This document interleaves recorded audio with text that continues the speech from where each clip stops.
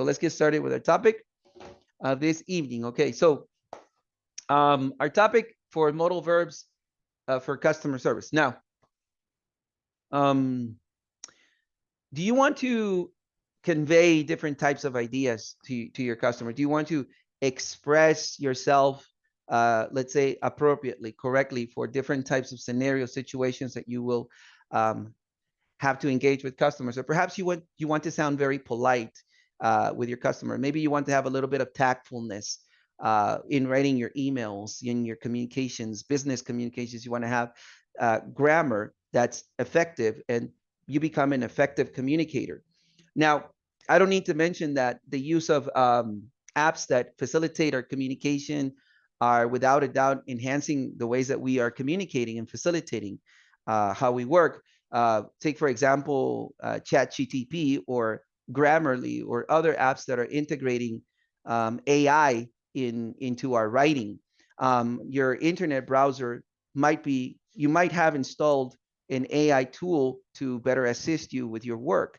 And that's absolutely great. Technology cannot be stopped. It actually enhances our way of communicating. Now, depending entirely on, let's say, AI applications or autocorrect apps on your cell phone or computers, let's take a look at the pros and cons. The pros are that you'll definitely your writing is going to be flawless because it has been already double-checked, triple-checked by an AI who's compared it to other different writing styles or moods that you want to convey, which is awesome. Now, of course, you'll avoid common basic grammar mistakes, or perhaps you might avoid a lot of spelling mistakes, which are just human. But that's the other side of the coin, the human aspect of communication. So AI, it might be getting very close to actually communicating like a real human being, but it's still in its learning process, right? It's still learning. It's still making mistakes. Sometimes the real meaning and mood cannot be entirely conveyed. So, and that's where we have to depend on our own way of communicating, right? Especially when we're having real-time conversation with a customer. It's different when you're sitting down and writing an email and you can double check that, pass that through an AI tool, whatever you want. But when we're actually communicating over the phone with a customer, we won't have access to a real-time AI converter. So an AI will not be able to autocorrect you while you're speaking with a customer. So that's a con, that we don't have that technology yet to do that. Another thing is that making grammar mistakes while you speak can make you sound unprofessional. And in a business setting, if you make constant grammar mistakes, you might not be considered for different positions. For a fact, I know that communicating effectively in a work environment will allow you for growth, right? For growth. It's the person that is able to communicate his or her ideas and transmit those ideas to others who is taken more into account. So effective grammar is something that we cannot just throw under the rug or have an AI tool depend entirely on an AI tool. You can't do that in a meeting. Wait, I'm going to take out my Chat GTP and ask Chat GTP and let me answer you back. That's not going to be possible. So what we have to do is learn grammar the old school way, the traditional way. Okay. Number one, opening. Thank you for calling Amazon customer service. This is Carlos. How may I help you today? 2, empathy. Hi, Mr. Customer. I can relate to what you're saying about your package, and I'm very sorry to hear you haven't received it yet. Assurance. Please understand that you're my priority at this moment, and you're talking to a tracking expert here at Amazon. I can definitely verify on my end the status of your verification. Can I please have your order number, please? Thank you. Would you please go next step? Okay, hold procedure. Mr. Customer, I need to work on my system for a couple of moments. Can I place you on hold for 2 minutes while I work on the system? Yes? Thank you so much, sir. Okay, Mr. Customer, as my system information shows, the package was delivered on 12/1. Okay, Mr. Customer, just to be on the same page, you will receive your package tomorrow at 7:30 a.m. through UPS. Once again, my name is Rocky Balboa. Thank you very much for choosing Amazon. Have a wonderful day, a Merry Christmas, a Happy New Year. Blessing to everybody at the family. See ya. Bye-bye.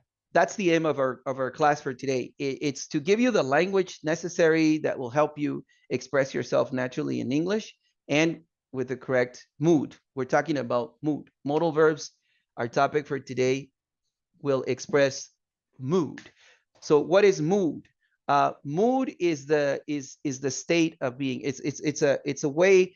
It's an idea that you want to express. So mood can be let's say a polite tone. You might say using would. So Mr. Customer, would you mind repeating that for me? Or perhaps you want a more, let's say, professional mood using shall. So gentlemen, shall we move on to our next point? Or perhaps you want more of a mood which is more in a authoritative or perhaps obligation mood. So you want to use must. Employees must use their work badge on the floor, right? And so on and so on. Or perhaps you want a suggestive mood. You want it to recommend something. So Mr. Customer, you ought to try our app to make your payments. It'll save you some time. So that's what we call mood, right? These expressions, these ideas that we want to convey: politeness, obligation, suggestion, recommendation, possibilities, abilities, and whatnot. So that's what mood is. And in English, we have a special kind of verb to do that, which is called the modal verb. In English, to communicate in English effectively, we need to learn at least 15 of the basic modal verbs. Now, of course, there are more, but these 15 modal verbs are the core of English communication. So on the board, I have some examples of these modal verbs.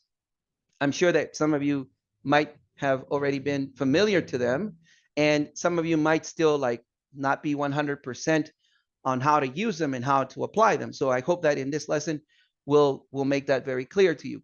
Okay.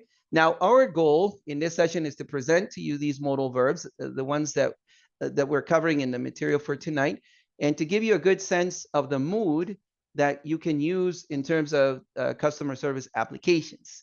Okay. So let's start by, first of all, defining or grasping the idea of how to use modal verbs in English. So now let's go to the ending. We're going to finish the call. Finally. Okay, so this is how we do it. This is a cool phrase. Once again, my name is, and then you say your agent name, Leo. Once again, my name is Leo.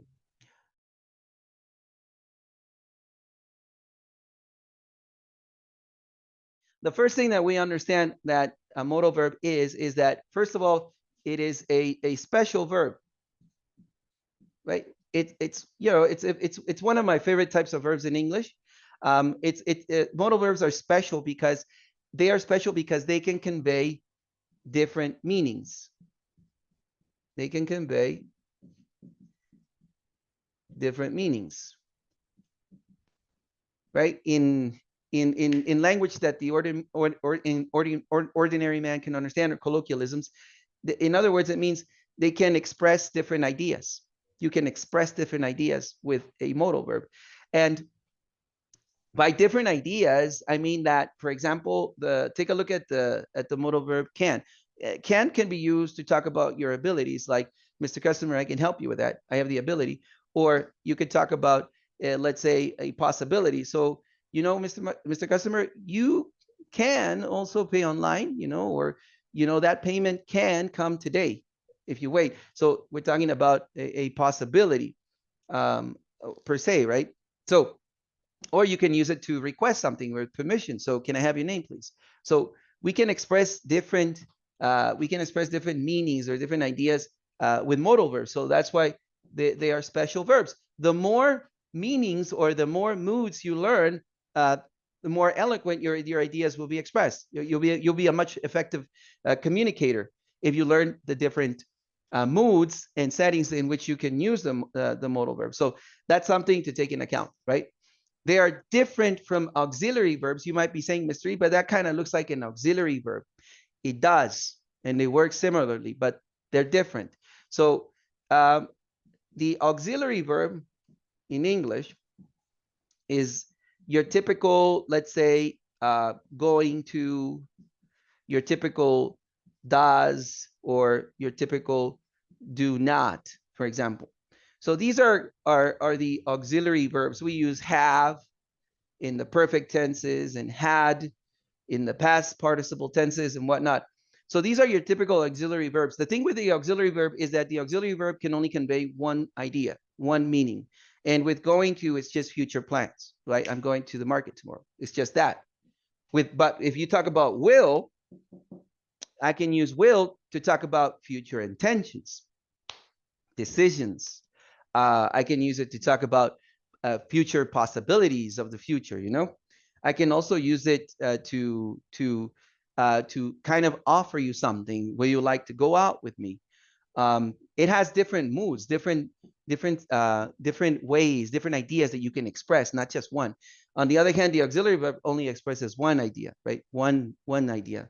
The auxiliaries does and don't, we just use them in the simple present tenses, and that's it. For questions and for the negative.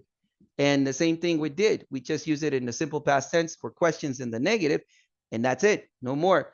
Same thing with have and had. They're just words that we use to complete the tense of the verb, right? They're just there to help. Auxiliary means help. They're just there to help the main verb. And that's all they do. That's all they do. They're very simplistic, very basic. On the other hand, modal verbs can have different meanings. So take a look at the modal verb shall.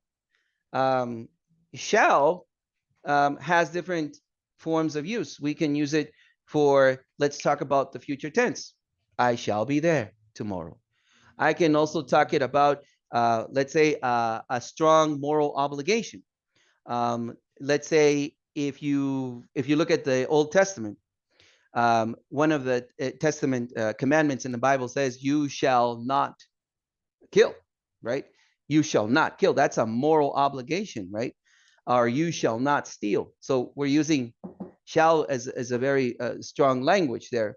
In contracts, let's say you're writing a contract, a formal contract, you could put a clause in there. So employees shall remain in the building for 7 hours, something like that. So it's just more stronger language. Or it can mean that it could express a strong moral conviction. I think it was Dr. Martin Luther King that said, we shall overcome, during the time that they were going through the racist period in the States. So it has a stronger moral obligation when you use shall. So it's much more than just simple future, right? So that's what I mean when I talk about mood. Okay, so that's what modal verbs have, that they convey different meanings. The third takeaway that I'd like for you to acknowledge today is the structuring, the structuring of the modal verb. So this is very important. If grammar has not been your thing, check this out. You'll understand this right now. The following rule applies to all modal verb structures, all of them. And the basic constituents for these type of modal verbs are going to be this. You're going to start with a subject. Of course, English language always starts with a subject, plus the modal verb, any of those, and plus the verb in its base form. Okay, and those are going to be the main constituents of the grammatical structure for all of these modal verbs. So you're always going to have this unique word order. So we can say here the word order is the same. It's going to be the same for all of them, for all of the modal verbs. So it's going to be the same word order. You're always going to have subject plus modal verb plus the verb in the base form. Even modal verbs with two, like ought to, need to, and have to, and used to. So even these modal verbs will follow this particular structure. That's one thing to take into account.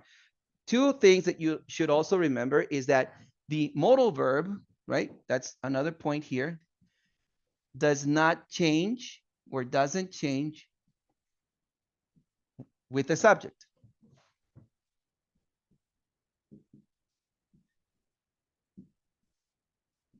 Okay, so in when we talk about does and do, those auxiliary verbs, right? they need to change based on the subject, if it's third person or not.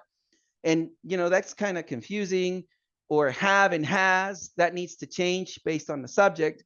But on the other hand here, right, with modal verbs, you don't need to worry about that, because for the modal verb does not change for the subject. So it's always going to be could for all the subjects. It's always going to be should for all the subjects. Plural, singular, abstract, whatever, compound, subject phrase, it doesn't matter. It will stay the same. So there's no change in the modal verb. The second takeaway that you need to also remember is that we use the verb in the base form. So we use the verb in the base form. So the main verb, I want everybody to just have this right. The main verb is what we call the verb in the base form. Here in the academy, we like to say VBF for verb in the base form. So we're always going to use the verb in the base form. So after these modals, the verb, the main idea will be in the base form. Okay. So just to refresh your memory, when we talk about the base form, so let's take a look at the verb deal. This is the verb deal. I have to deal with customers. So you're going to always use the verb deal in its natural form, base form, right? So in the third person singular, we add an S, deals. In the present participle, we'll add the ing form. We'll say dealing. And in the simple past and past participle, the pronunciation will change, and so will the spelling to dealt. So these other forms of the verb will not be used. We'll use the verb in its base form. Okay, so that's a good thing. That's a good thing, because we don't need to worry about changing the main verb. We'll just have to go with the base form. So we'll say ought to deal, need to deal, have to deal, used to deal, can deal, could deal, may deal, might deal, shall deal, should deal, will deal, would deal, must deal, etc. So the verb will remain in the base form, with the exception of a couple of special structures. This is a special structure. We'll be talking about that one with get used to in our next further lessons here. Get used to, we'll use an ing form of the verb. So we'll have to say get used to dealing with customers. And when we use modal structures like would you mind, which is a special modal construction, we'll talk about those in our advanced classes coming up next week. So when we use would you mind, we'll use the exception to the rule. We'll use the ing form of the verb. But these are particular cases that we'll take a look at. But for the great majority of modal verbs, we'll just use the verb in the base form. Okay, so that's basically what modal verbs are. So let's just do a little recap of what a modal verb is. So there are basically three things that we need to take away. Well, remember that modal verbs can express the mood. What is the mood? The state of the idea that you want to express: politeness, suggestion, obligation, possibility, abilities, etc. That's the mood. And there are three things that we need to take away. There are special verbs which can express different moods. They convey different meanings, right? The structure, right, is going to be this: subject, modal verb plus verb in the base form, always the same order. Two things you need to remember: the subject doesn't change, or the verb doesn't change, the modal doesn't change with the subject. And the other thing we must remember is that we use the verb in its base form. So always in the base form, in this form over here that you see here. Okay, guys? So that's what we're going to do. So we're going to hop on now to the materials. We're going to do an overview of the mood, and we'll check out some examples of how to use them much better. Okay, so let's hop on now to the materials. Number one, opening. Thank you for calling Amazon customer service. This is Carlos. How may I help you today? 2, empathy. Hi, Mr. Customer. I can relate to what you're saying about your package, and I'm very sorry to hear you haven't received it yet. Assurance. Please understand that you're my priority at this moment, and you're talking to a tracking expert here at Amazon. I can definitely verify on my end the status of your verification. Can I please have your order number, please? Thank you. Would you please go next step? Okay, hold procedure. Mr. Customer, I need to work on my system for a couple of moments. Can I place you on hold for 2 minutes while I work on the system? Yes? Thank you so much, sir. Okay, Mr. Customer, as my system information shows, the package was delivered on 12/1. Okay, Mr. Customer, just to be on the same page, you will receive your package tomorrow at 7:30 a.m. through UPS. Once again, my name is Rocky Balboa. Thank you very much for choosing Amazon. Have a wonderful day, a Merry Christmas, a Happy New Year. Blessing to everybody at the family. See ya. Bye-bye.